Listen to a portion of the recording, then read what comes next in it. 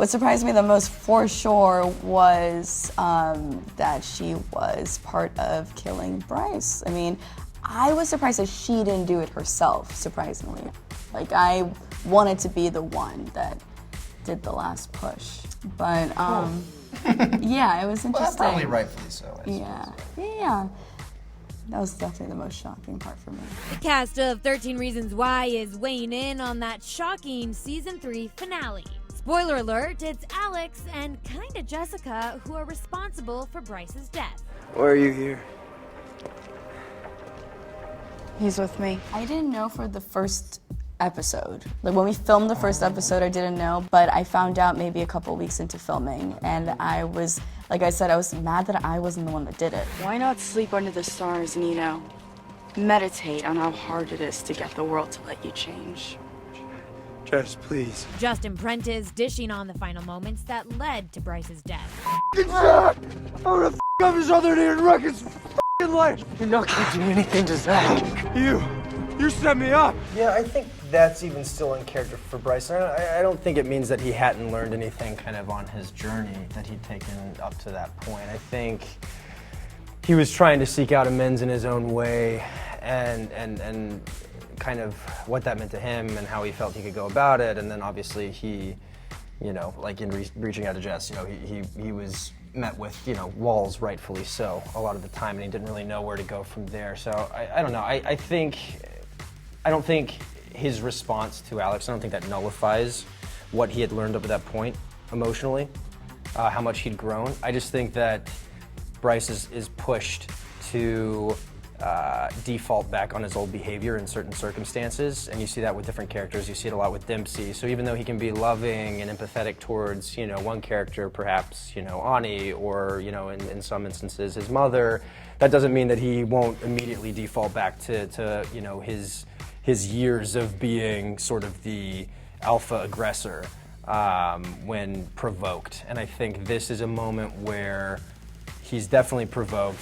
He just got his ass handed to him by Dempsey, and this is sort of his last kind of knife to the gut. I mean, there's not much he can do there, just lying helplessly there. So, it was really interesting. I thought it was done really well, I think. And I think it was an interesting way to end it. Oh, shit!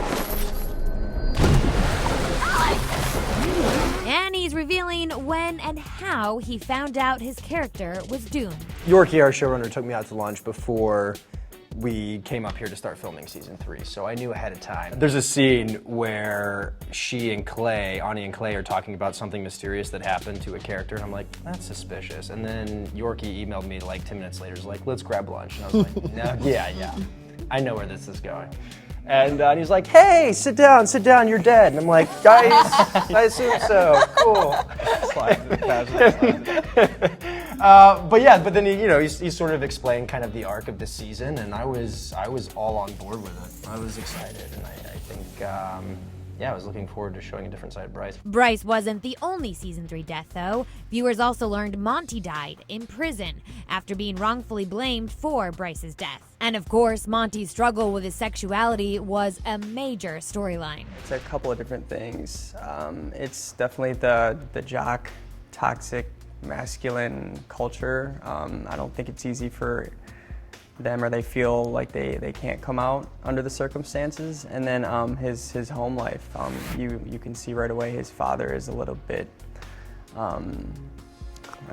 very closed-minded. He uses very inappropriate language, and I don't think he ever felt comfortable, at home, even entertaining the idea that he might be attracted to men. I think you see in the final episode, his dad comes to visit him, and he's asking him about the assault with Tyler, and he says, what are you, an F word? And, in Monty's mind, he says, what, maybe I am, what if I was?